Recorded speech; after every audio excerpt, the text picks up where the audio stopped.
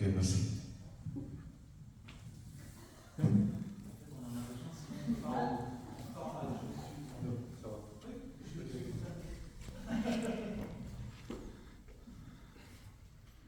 Souvent, pour s'amuser, les hommes d'équipage prennent des albatros, vastes oiseaux de mer, qui suivent en leurs compagnons de voyage les navires glissant sur les gouffres amers. Appelle-les ont-ils de poser sur les planchers du ras de l'azur, maladroits et honteuses, laissent piteusement les flammes blanches, comme des avirons, traînés à côté d'eau. Oh, les voyageurs, les combinés gauche lui, sitôt, c'est belle, l'une agace son bec avec une grue gale, l'autre mime en boitant l'enferme qui volait. Le poète est semblable au prince de nuit qui hante la tempête et se rit de leur chaîne. Exilé sur le sol au milieu des huées, ces nuits géants lui empêchent de marcher. C'est Baudelaire, c'est l'albatros, et c'est. Pour le théâtre de Godon a été toujours un phare pour notre composition, pour notre vision, et eh bien, on peut changer l'image, s'il te plaît.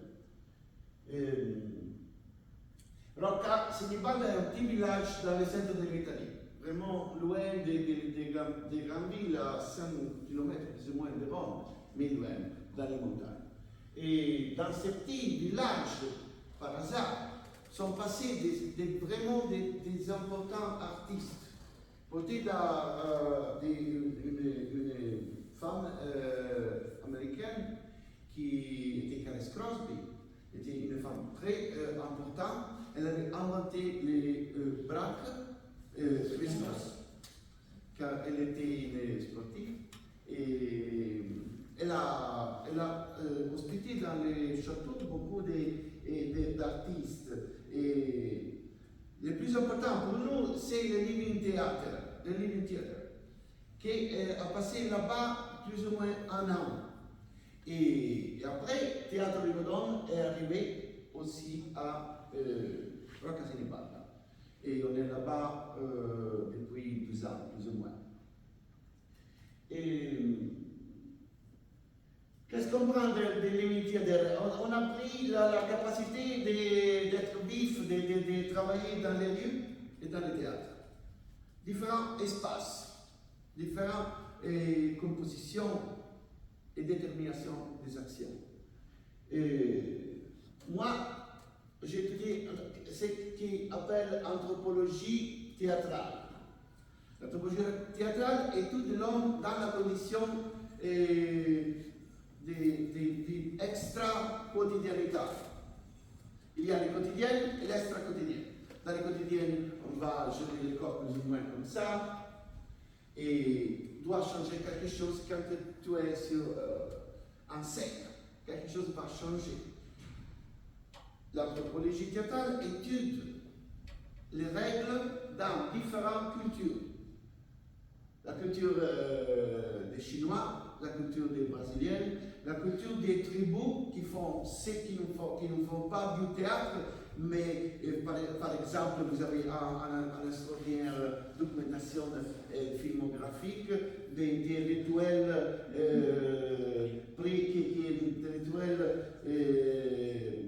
africains pris dans un grand régisseur français dont je ne me rappelle bien le nom, mais qui a vécu dans les 64 le prix de Venise. Et c'est le rituel des Oka dans les Cornes d'Afrique. Eh bien, il y a un quotidien et un extra-quotidien.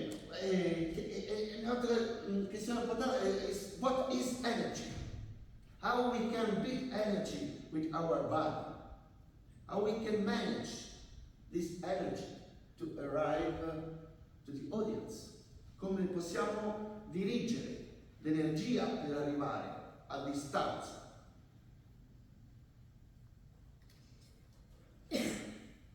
Il y a trois règles principales. La première, c'est le diséquilibre ou l'acrobatie. Acrobatica in grec it means agro, acer, bail. C'est vraiment comme utiliser les pieds, comme ça. C'est acrobatique. You know. Alors, l'acrobatique, c'est quelque chose qui a à voir avec le poids du corps. En utilisant le poids du corps et le transformant en énergie. La deuxième, c'est une opposition. Pour chaque chose qui va en bas, quelque chose doit aller en haut, et vice-versa. La troisième, c'est qu'il ne doit être une gymnastique. Mais il y a quelque chose dedans qui est relié à l'extérieur. C'est vraiment une dépense d'énergie. Avoir. Mais c'est dans ces dépenses d'énergie qui commence le travail de la terre. Vitement, qu'est-ce qu'on peut dire de cette philosophie des règles? La première, c'est la règle de Galileo Galilei, l'étude sur la chute des grèves. D'accord? La chute. Naturellement, Einstein, mais je vais vite. La deuxième, c'est l'opposition des forces. On peut penser à ce nombre de l'air, à la flèche, qui peut rejoindre les cibles, doit faire la moitié du parcours. Et après la moitié de la moitié, et après la moitié de la moitié. C'est un paradoxe. Mais c'est en même temps une façon d'utiliser l'imagination, l'énergie intellectuelle. Avant d'arriver au but de l'action, tu dois passer par toutes les actions et doit être aussi réversible. On peut penser au Tao. Ça, c'est l'opposition intellectuellement, critiquement. La troisième,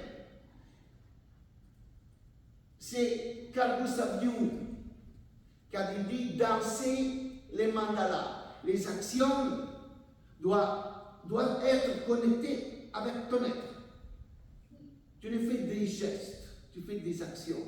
Danser les mandalas signifie danser l'intérieur de l'homme acteur.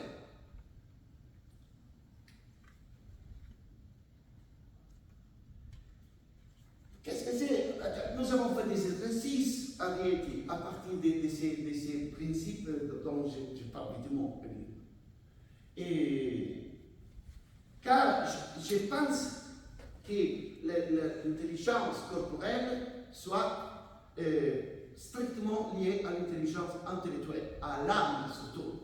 Les deux font ce qu'on peut appeler l'âme. Les rapports entre la capacité de penser et d'agir. Il y a ensemble, quand on sont balancés, on a l'impression d'être dans un monde plein d'or, non? Et quand on danse, par exemple, on se sent bien car la tête va avec le corps. C'est plus ou moins facile, c'est philosophie pratique. Il y a l'espace. Et on a discuté, on allera dans la rue à faire quoi? Alors, on a commencé à penser à réversibilité. Qu'est-ce qu'on peut faire? Par exemple, au dehors, des actions qui normalement on fait dans la maison, fait au dehors, comme, je ne sais pas, faire les patates, éplucher les patates. Dans la rue, c'est une action extraordinaire, par exemple.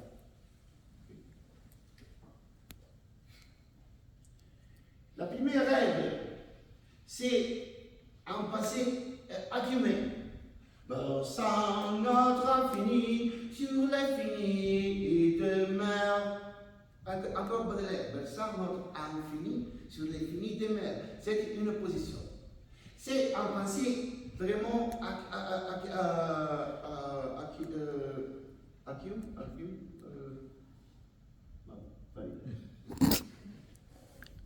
Il y a besoin d'avoir une image codifiée entre les uns et les autres, clair, très clair, et une image qui c'est pas la première que tu as dans la tête. Car la première, c'est bon pour la mettre à part. C'est la deuxième, probablement la troisième à partager avec les compagnons de voyage. Okay? Réversibilité. Âge plein de gaieté. Connaissez-vous l'angoisse? Il y a vraiment cette poésie de Baudelaire, c'est fantastique. Âge plein de gaieté. Connaissez-vous l'angoisse? Tu as dans un vers scène une réversibilité. Le nom de la poésie, c'est la réversibilité. On pourrait dire apothéose et dérision aussi. Il y a quelque chose d'apothéose, non? C'est géant, ces merveilleux oiseaux qui suivent. Les navires viennent pris et tout commence à faire le moque à ces merveilleux oiseaux. Et dans un poème, tu as c'est comme un film, des contradictions. Apothéose et dérision, c'est aussi une phrase utilisée par Grotowski, un des plus grands régisseurs du dernier siècle. C'est l'apothéose. Tu as un acteur qui va à l'apothéose et après, il tombe.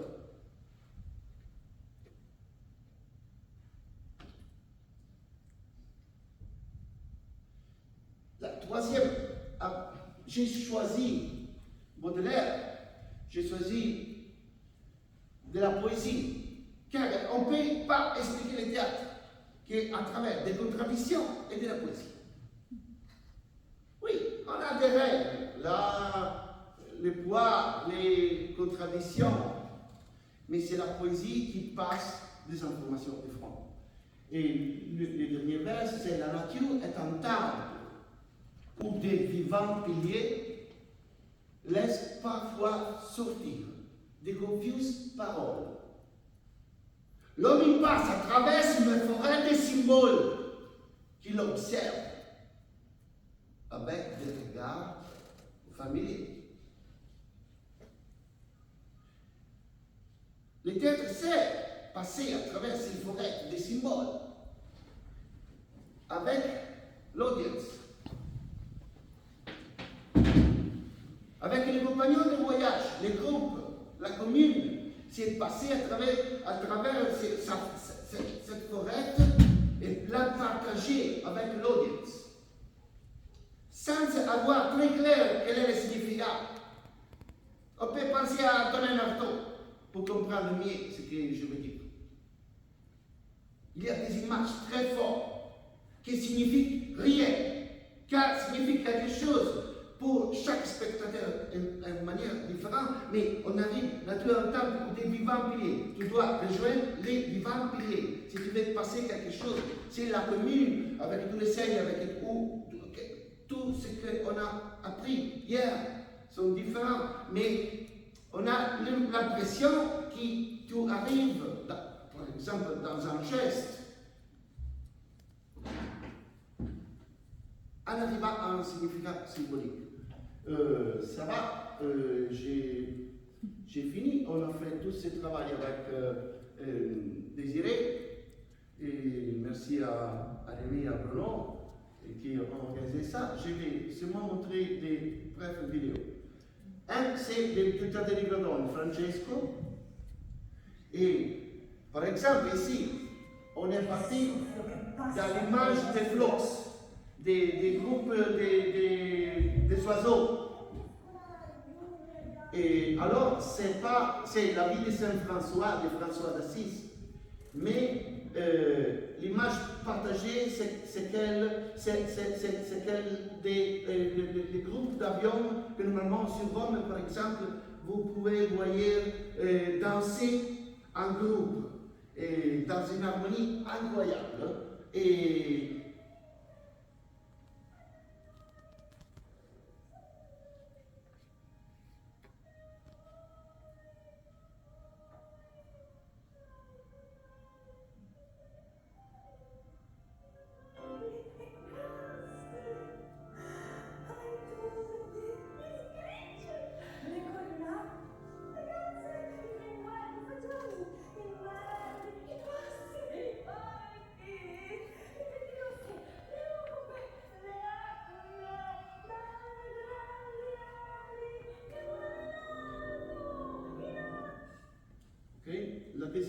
un travail qu'on a fait avec Désiré dans un village très proche de la Casinibalda, de Lieti, en travaillant en travaillant avec les habitants et en travaillant dans un mélange, les acteurs du théâtre et les habitants.